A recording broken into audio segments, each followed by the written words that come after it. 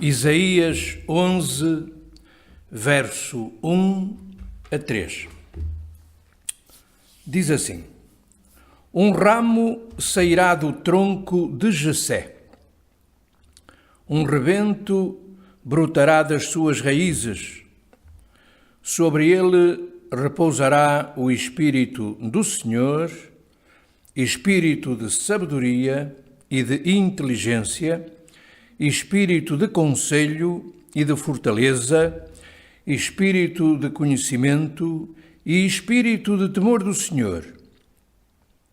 No temor do Senhor estará a sua inspiração. Estas palavras do profeta Isaías referem-se profeticamente ao Senhor Jesus e especificamente a Davi, filho de Jessé, que é tipo do Senhor, conforme todos nós sabemos. E é a única parte da palavra, o único lugar da Bíblia em que são mencionados estes 7 Espíritos de Deus. Claro que sabemos que os 7 Espíritos de Deus repousaram em plenitude na pessoa do Senhor Jesus Cristo, seu Filho, e ao mesmo tempo Deus também. No grande Evangelho de João a explicação é vastíssima. Iremos entender e refletir um pouco sobre ela. Porquê de nós selecionarmos esta palavra sobre os 7 Espíritos de Deus para refletirmos esta manhã com os irmãos? Há algum tempo esta parte, todos sabem que um grupo de irmãos que aqui se reúne, buscando o Senhor, orando uns pelos outros, tem clamado para que o Senhor nos outorgue, nos dê o dom da fé. Na mensagem anterior já abordámos este tema, só que de lá até aqui surgiu algo novo. Nesses momentos de oração o Senhor deu uma visão que eu vou contar aos irmãos em pormenor, porque é ela precisamente que nos vai levar a procurar entender, à luz da palavra, da Escritura, da Bíblia e do grande Evangelho, aquilo que o Senhor requer de nós. Essa visão era a seguinte: todos nós, aqueles que estavam reunidos a orar sobre este assunto, eram convidados a percorrer um corredor com 7 portas, uma após outra. E conforme nós caminhávamos por esse corredor, logicamente passávamos a primeira, a segunda e demais portas. Cada uma das portas que era ultrapassada era como se houvesse um esquecimento dela. Não havia como que um olhar para trás a ver se a porta estava lá ou não. Passávamos e ponto final. Depois de passarmos essas portas, e porque tínhamos a sensação que estávamos num cárcere, num lugar abaixo do solo, era escuro. Mas passámos essas portas, era um lusco-fusco, assim, uma coisa muito ténue, permitia ver o corredor, ver as portas, etc., mas mais não dava.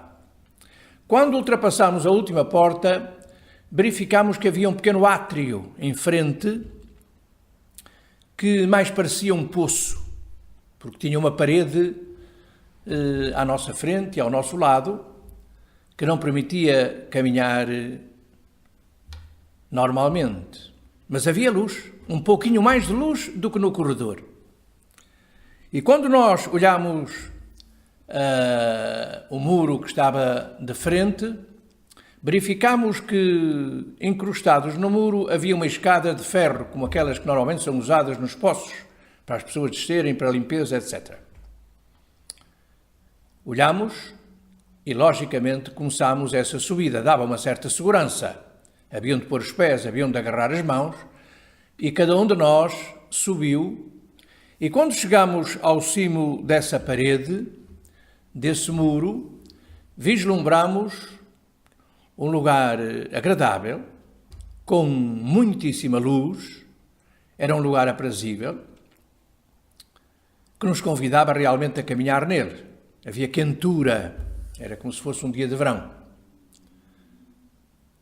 Continuámos nesse patamar, chamemos assim, e ao final dele deparámos que havia também um outro muro, uma outra parede.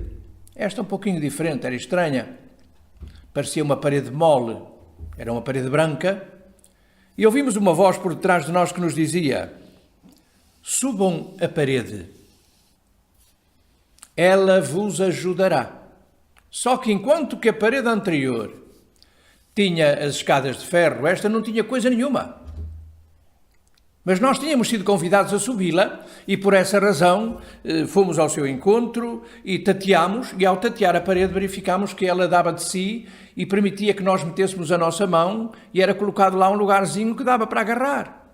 O mesmo fizemos com os pés e começámos a escalada.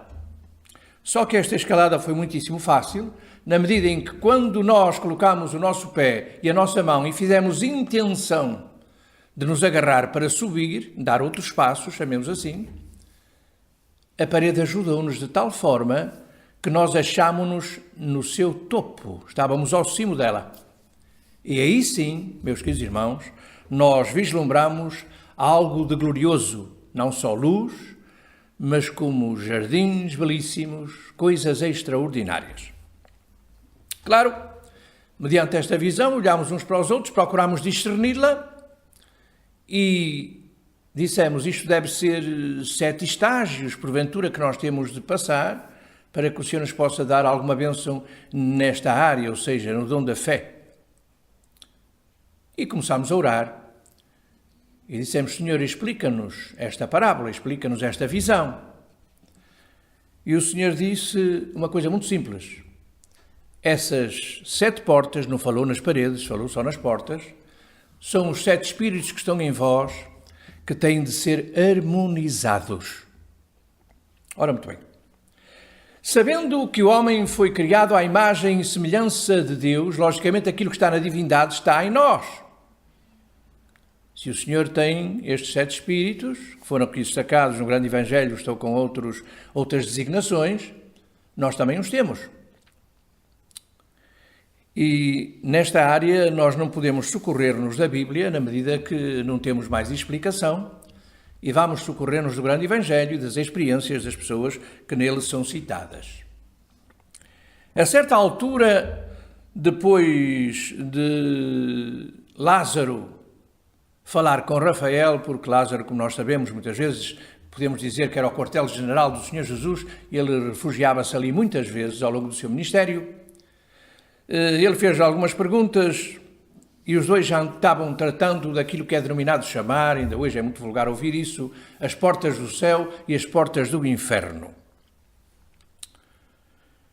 E então, depois de dar alguma explicação nessa área, dizendo que não será tanto assim e abordando alguns temas, o anjo Rafael começa a falar com Lázaro e explica-lhe o assunto, começando por mencionar os 7 Espíritos de Deus. Claro que aqui eu poderia explicar com palavras minhas, mas vou socorrer-me da própria leitura da obra para que nós possamos entender melhor. O anjo disse para Lázaro, no místico número 7, se baseia a perfeição divina em cada pensamento elaborado e em cada ideia fixada e projetada. Aqui é muito bom para quem conhece a obra, sabe que o Senhor muitas vezes fala que a matéria, ou seja, aquilo que nós vemos hoje, que começamos é material, desde um pau, uma pedra, outra coisa qualquer, é um pensamento de Deus, ele imaginou aquilo e fixou-o. Ou seja, a matéria é a fixação dos pensamentos do Senhor, seja ela qual for, seja ele qual material for.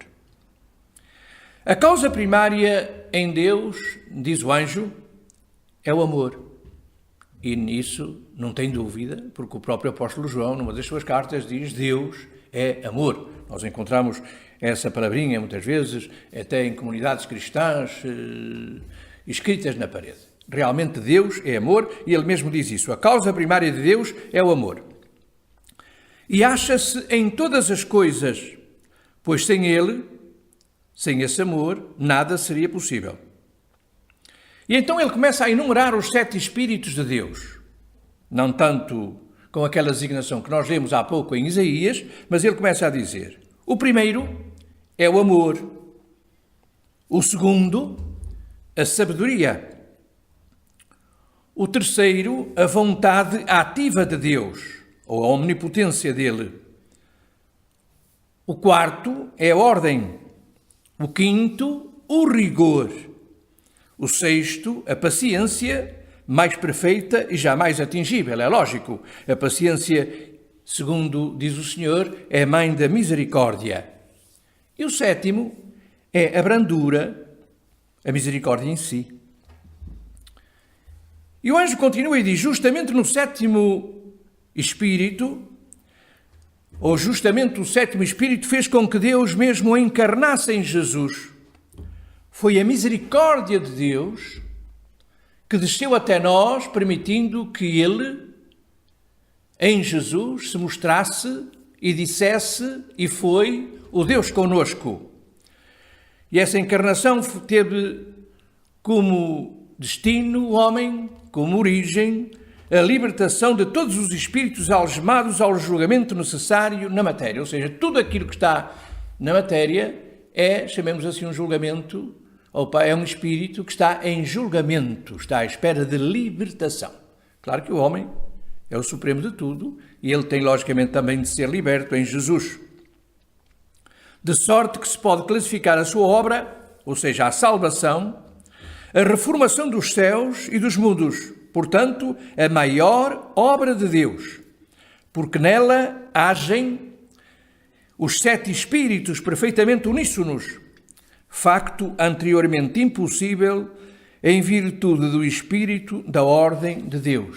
E essa ordem de Deus era taxativa. E os irmãos naturalmente estão recordados que quando Moisés ouviu a voz do Senhor, logicamente como qualquer um de nós, pediu-lhe para se mostrar. Senhor, eu ouço a sua voz, mostra-me o teu rosto. E o Senhor disse, ninguém poderá ver o meu rosto e continuar vivendo. E o Senhor disse a Moisés, olha, vou mostrar-te o meu amor. Mandou-o colocar numa rocha e depois passou como uma sombra por cima de Moisés. Ou seja, Deus não podia ser visto antes da encarnação de Jesus. Estes, diz ele, são os 7 Espíritos divinos e toda a criação corresponde a eles, ou seja, às 7 tendências individuais do Criador. Depois o anjo explana vários assuntos, que é bom que os irmãos que tenham curiosidade possam verificar isso. Encontram no volume 7 e no capítulo 18. Ele fala então de uma certa luta chamada Guerras de Jeová. É como se ele depois explicasse que estes 7 espíritos têm de se harmonizar. E nós dizemos, não, mas em Deus está tudo harmonizado. Claro que sim. Mas é como se o Senhor permitisse que nós pudéssemos espreitar e ver que nele também existe alguma luta. Poderíamos dar alguns exemplos.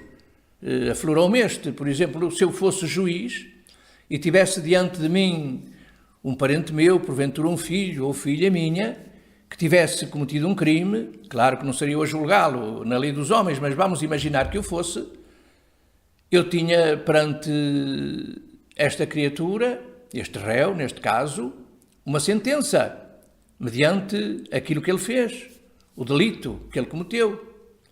E aqui eu estou em conflito comigo próprio. Por um lado tenho a lei, tenho o rigor, por outro lado tenho a misericórdia, porque é meu filho, eu amo e não gostaria que ele sofresse. Então nós vamos ver aquilo que é dito. A luta constante dos 7 espíritos ou virtudes de Deus, pela simples razão de um estimular o outro à ação, também se apresenta mais ou menos em todas as criaturas. Ou seja, nós temos um pouquinho daquilo que se passa com o Senhor. E mais uma vez eu lembro, porque nós fomos feitos à sua imagem e semelhança. Desta luta, ou guerra, chamemos assim, desperta igualmente a vontade como o braço ativo do amor e da luz. pondo em ação aquilo que por ela fora sabiamente organizado. Eis que se manifesta a ordem, através do conhecimento do amor, pela luz e sua força, a ponto de a ordem combater a desordem, pela luz e a vontade do amor, dando-se a eterna guerra de Jeová, tanto nele quanto nas criaturas. Nós temos essa luta. Podemos ser, porventura, rigorosos e não ter paciência. Então há aqui uma desarmonia, e conforme nós sabemos, na visão e na revelação posterior, o Senhor disse-nos para nós harmonizarmos aquilo que existe em nós, estas tendências ou estes espíritos. Diz ainda o anjo: o rigor como o quinto espírito em Deus e em suas criaturas, lutando permanentemente contra a destruição e o aniquilamento das obras, eis outra guerra. Eu sou rigoroso. Eu levanto uma obra e verifiquei que determinada parede está um pouco torta. E neste rigor implacável, eu mando os trabalhadores derrubá-la. Mas eu poderei fazer outra coisa. Eu poderei arranjá-la, alterar o que está errado. Aqui existe uma guerra em mim próprio. Então surge o sexto espírito chamado paciência, que conserva a casa e a vinha. Eis outra guerra de Jeová. Eis que se apresenta ao sétimo espírito a misericórdia, que contém meiguice, dedicação, diligência, ação amorosa e generosidade. A criatura começa a restaurar a sua casa, conforme foi dito, até desaparecerem os menores defeitos, lavra e estruma a vinha, de sorte a lhe dar em breve farta colheita. Se tens aí outra luta, ou guerra de Jeová, no homem, em Deus e no anjo. Aqui nós vemos que isto não é apanágio só do Senhor, ou só do homem, mas também os anjos têm essa luta. E nós podemos dizer assim, não, mas o anjo foi criado pelo Senhor, é um espírito ministrador, ele tem de fazer a vontade do Senhor. Mas meus queridos irmãos, cuidado com isso, porque o anjo também tem livre-arbítrio. Se não fosse assim, lá na antiguidade, Lúcifer não se havia revoltado contra Deus e não havia levado consigo a terça parte dos anjos. Essa luta só foi possível, essa rebelião só foi possível porque ele tinha vontade própria. E o Senhor permitiu que ele usasse. Então no anjo também existe esta realidade. Em Deus, no homem e no anjo. Assim é a vida verdadeira e perfeita em Deus, e no anjo e na criatura, luta constante dos sete espíritos. Muitas vezes nós oramos ao Senhor, clamamos, Senhor, livra-nos disto, livra-nos daquilo, tem misericórdia, não permitas isto, não permitas aquele outro, e esquecemos, meus irmãos, que a nossa vida aqui é uma vida de luta constante, porque ela nos estimula à vida. Porque o Senhor disse-nos claramente, quando Ele nos chama a Ele nos atrai e diz, vinde a mim, todos que estáis cansados, oprimidos, eu vos alivio. Quem não quer isto? Corremos para Jesus. E quando olhamos para o Senhor, quando o abraçamos, chamemos assim o Senhor, quando sentimos paz no nosso coração, Ele então diz-nos, no mundo tereis aflições. Mas tendo bom ânimo, eu venci o mundo. Ó Senhor, mas tu disseste que nos aliviavas, amém? Mas em todas as lutas que vós ireis travar, eu estou convosco e louvado seja o seu nome. E se Deus está connosco, se Deus é por nós, qual é a força, seja ela espiritual ou física, que poderá ser contra nós? Agora, meus irmãos, vamos refletir um pouquinho mais em pormenor sobre esta desarmonia dos sete espíritos no homem e a possibilidade de ele, com a ajuda do Senhor, logicamente, os harmonizar, colocar algum equilíbrio na sua personalidade, porque isto faz parte da nossa personalidade. Há pessoas irascíveis, pessoas calmas, aquela que é irascível tem de buscar a calma, aquela que tem muita calma tem de procurar não dormir pelo menos na calma, também ter algum equilíbrio. Então nós vamos ver aquilo que o anjo continuou a falar com Lázaro.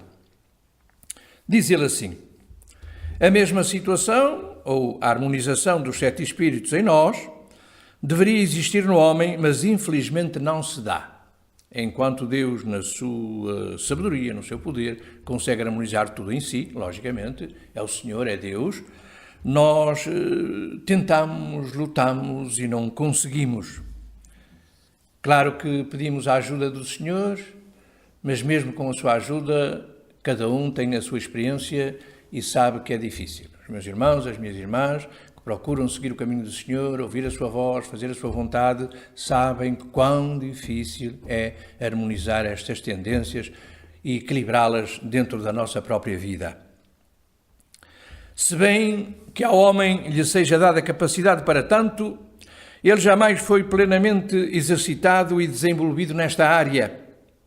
São poucos os que conseguem levar os 7 espíritos à atividade completa para se tornarem idênticos a Deus e aos anjos. Eu estou recordado que eu vi no testemunho de um irmão que já faleceu, uma vida muito consagrada ao Senhor, homem de poder, fez muitas coisas em nome do Senhor, muitos milagres foram feitos. Ele um dia, falando com outra pessoa ao seu lado, e outro irmão dele, disse assim: olha, tudo é pecado. Tudo é pecado. E depois desenvolve determinada área e diz assim: eu peco quando muitas vezes, na minha curiosidade, vejo algum irmão ou irmã em dificuldade e pergunto o que é que aconteceu. Ao fazer com que ele me conte isso, eu não estou a usar de caridade. Então vemos a subtileza das coisas e como temos de vigiar ou policiar muito as nossas vidas diariamente.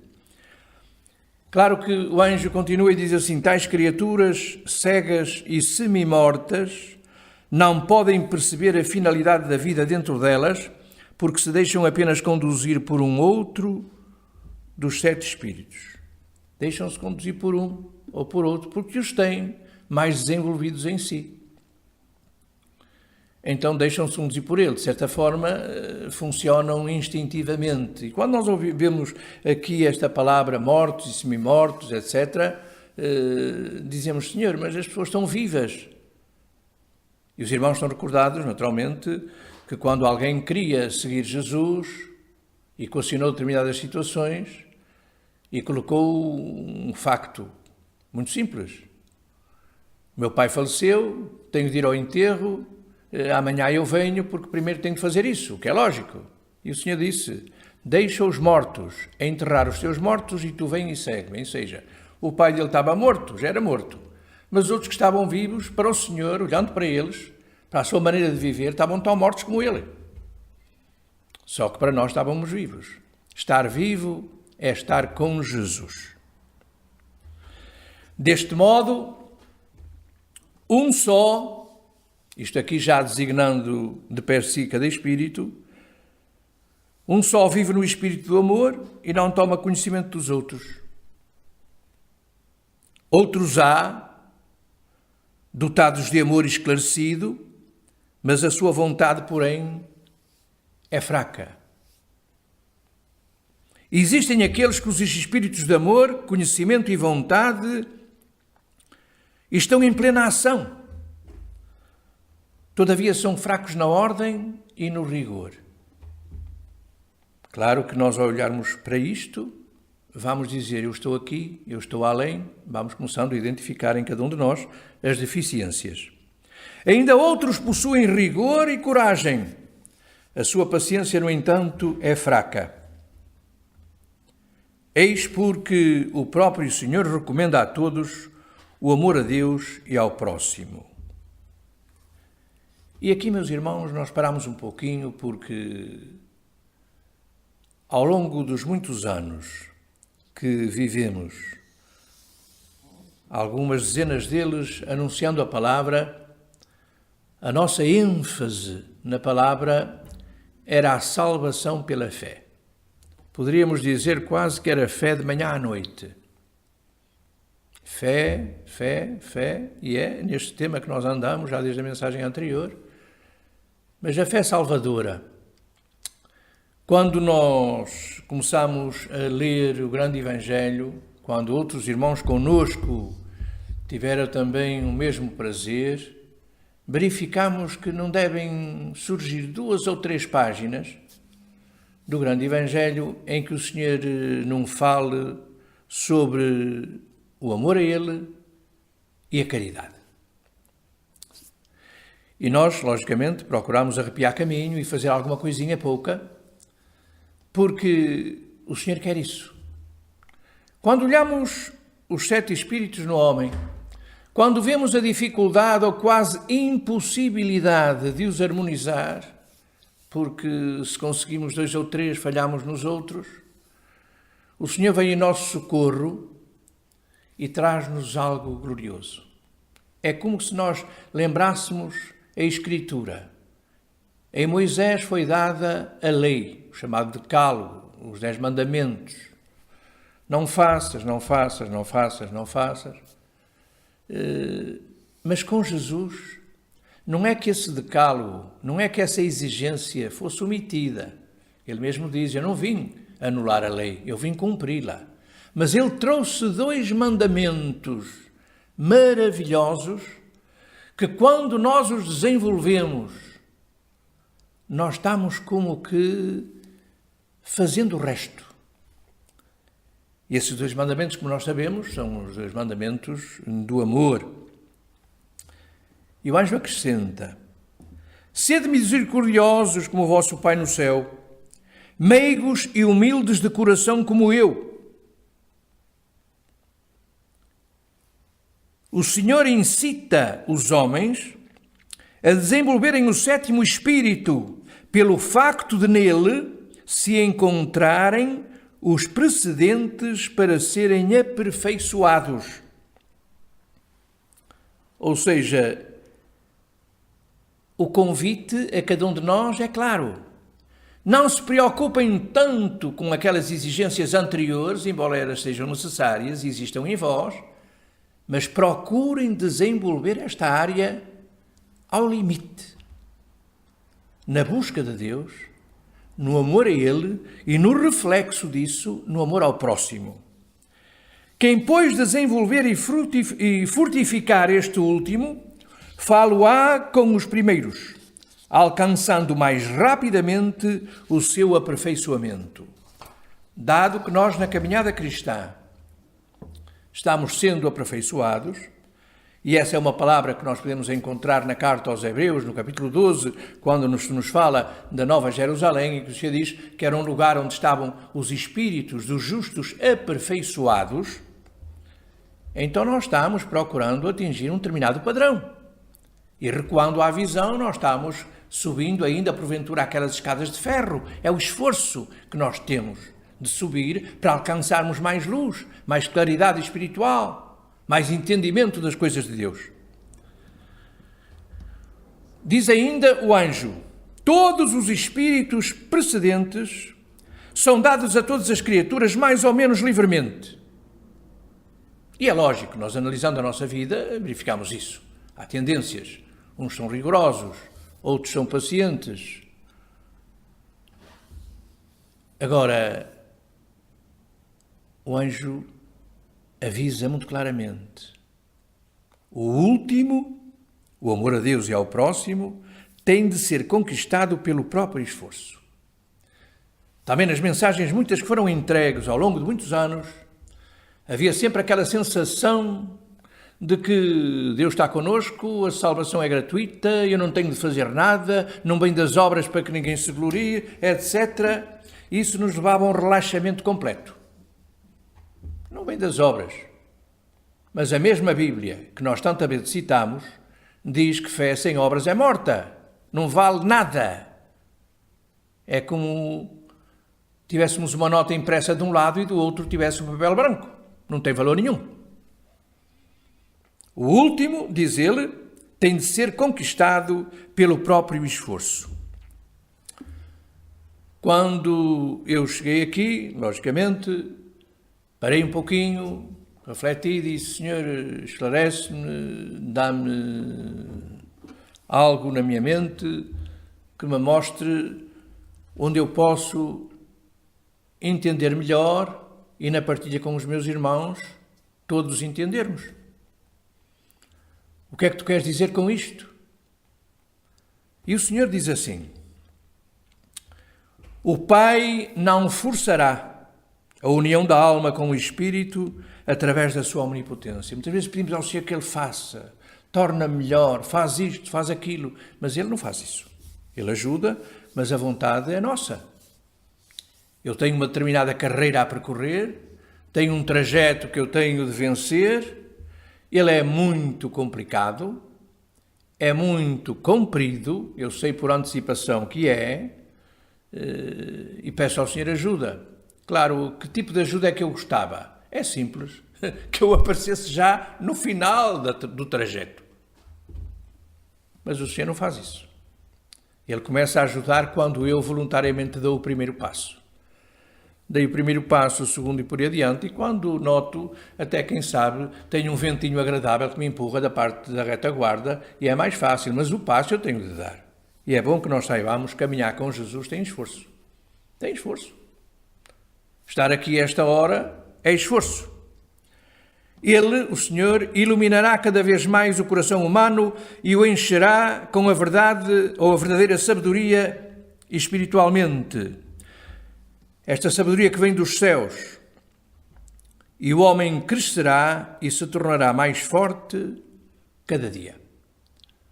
Ou seja, o Senhor nos ajuda e nós, gradualmente, passo a passo, nos tornamos mais fortes, fisicamente e espiritualmente mais fortalecidos, porque Ele nos ajuda. E então o Senhor diz que quanto mais crescer o amor para com Deus e o próximo, e a sua alma se encher de misericórdia, tanto mais forte e preponderante se tornará o Espírito dentro da alma. Ou seja, aquilo que nós julgamos ser um dado adquirido, só é quando eu me esforço para que o seja. Eu tenho de me esforçar por este amor. E aqui eu vou socorrer-me de uma revelação que o Senhor deu em tempos no nosso meio, através de um ditado muito bonito, em que ele dizia que estava agradado conosco, de certa forma, sobre o trabalho da caridade, sobre a ajuda que nós procurávamos dar, mas ele dizia assim: olha, vocês estão a fazer a caridade do primeiro céu. Iremos, na próxima mensagem, talvez tratar disso. Do primeiro céu. Fazeis a caridade com aquilo que vos sobeja, com aquilo que vos sobra, fazeis a caridade com aquilo que vos dão, mas eu quero mais de vós.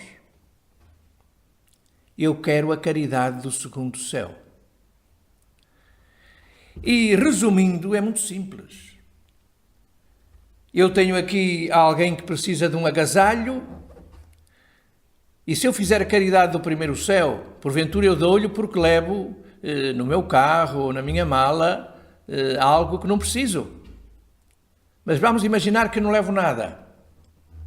Na caridade do primeiro céu eu digo: olha, tenho pena, é muita pena, gostava de se esperar aqui, eu até vou buscar, mas eu não tenho esse agasalho, não tenho esse casaco. Caridade do primeiro céu. Não tenho, nem me deram para dar, portanto, eu não dou. Qual é a caridade do segundo? A caridade do segundo é que eu tenho. Só que para eu cobrir a pessoa necessitada, fico eu descoberto. Eu tiro o meu casaco e dou o casaco. Então isso é crescimento. Isto é começar a entender a caridade não tanto como uma partilha de sobejos, mas uma partilha do que eu tenho. Seja muito, seja pouco. Um dia perguntaram ao Senhor: olha, Senhor, se nós vimos um mendigo aí fora pedindo, e eu quero ajudá-lo, mas não tenho, Senhor, o que é que eu faço? Faz uma coisa, vai pedir com ele, e assim ajudam-se um ao outro. E ponto. Portanto, estão a ver que obra do Senhor, caminho do Senhor, não é brincadeira, não. E então o Senhor continua: pois o amor a Deus e ao semelhante é justamente o Espírito de Deus na alma da criatura. Ou seja, quando nós fazemos isso, o Senhor está como que entrando na nossa vida e nós começamos a demonstrar o seu próprio caráter. À medida que aumenta o amor, cresce o Espírito. Lógico. Muito lógico. claro como água. O nosso espírito que está dentro de nós, ele tem de crescer. E muitas vezes ele está como que amarfanhado, pequenino lá dentro. E ele só desenvolve quando eu demonstro amor. E o Senhor então diz, se no final, e é isto que nós temos de ter entendimento, se no final a criatura, toda ela, se tiver transformado em puro amor e misericórdia, a alma terá conseguido a plena união com o Espírito, ou seja, a meta final.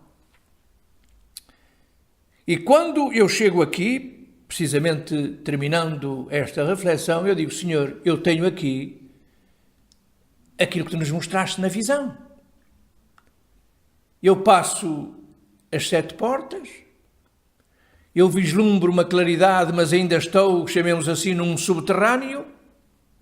Eu esforço-me por sair dele, aí a ajuda é flagrante, é visível, a olho nu. E quando lá chego, é como se o amor fosse maior. E quando caminho já nesta plenitude, neste amor, então nada me é impossível, Senhor. Porque a própria parede, a própria dificuldade, aquilo que vai surgindo nas nossas vidas, é retirado conforme tu havias dito. Se este monte vos estorbar, direi, coloca-te noutro lugar e ele sai. E nós dizemos, mas isso é extraordinário, é tão extraordinário igual a Moisés. Moisés, quando estava fugindo do Egito, quando estavam acampados em frente àquele mar, e quando ouviram torrentes do exército vindo atrás deles, ele ficou perplexo. No entanto, ele tinha sido usado pelo Senhor com muito poder. Mas estava ali um homem frágil e clama ao seu Deus. Mas ele já estava num patamar glorioso, louvado seja o seu nome. E o Senhor diz, porquê é que clamas a mim? Ó Senhor, a quem é que eu hei de clamar? A quem é que eu hei de pedir? Nós temos um mar à frente, temos um exército de egípcios na retaguarda, nós estamos aniquilados. Afinal, o que é que tu fizeste connosco? Libertaste-nos ou meteste-nos numa embrulhada? E o Senhor diz ao povo que avance. E com aquela vara que simboliza a direção do Espírito, aquele homem toca, não faz absolutamente nada. E um mar se abre, e um povo inteiro, com milhares de criaturas, passa a seco. Moisés era homem. Elias era homem, sujeitos às mesmas fragilidades que qualquer um de nós.